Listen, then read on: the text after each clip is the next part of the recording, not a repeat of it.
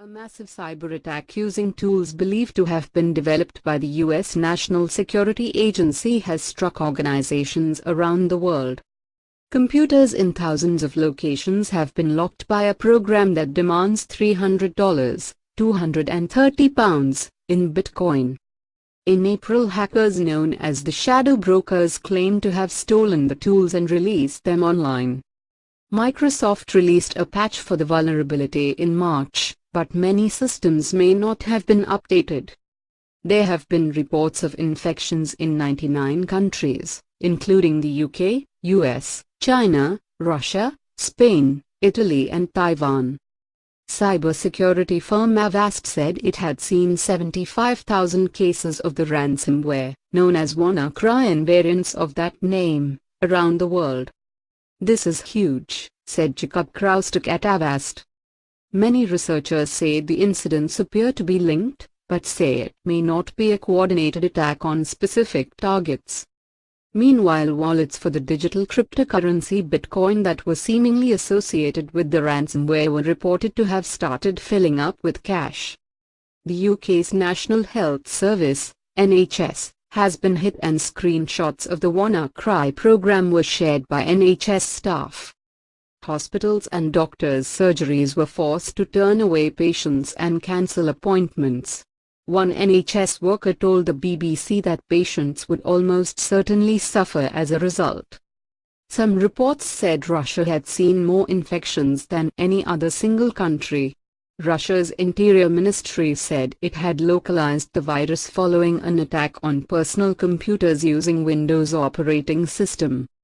People tweeted photos of affected computers, including a local railway ticket machine in Germany and a university computer lab in Italy.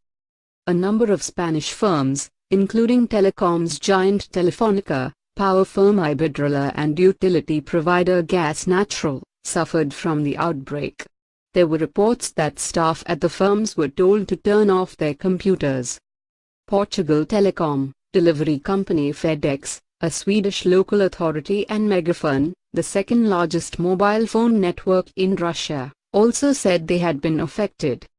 Some experts say the attack may have been built to exploit a weakness in Microsoft systems that was identified by the NSA and given the name Eternal Blue.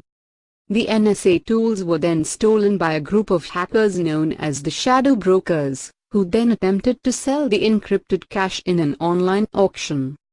However, they subsequently made the tools freely available, releasing a password for the encryption on the 8th of April.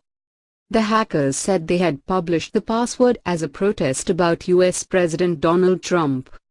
At the time, some cybersecurity experts said some of the malware was real, but old. A patch for the vulnerability was released by Microsoft in March, but many systems may not have had the update installed. Microsoft said on Friday its engineers had added detection and protection against WannaCry. The company was providing assistance to customers, it added. Some security researchers have pointed out that the infections seem to be deployed via a worm, a program that spreads by itself between computers. Unlike many other malicious programs, this one has the ability to move around a network by itself.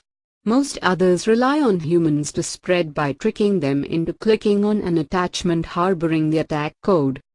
By contrast, once WannaCry is inside an organization, it will hunt down vulnerable machines and infect them too.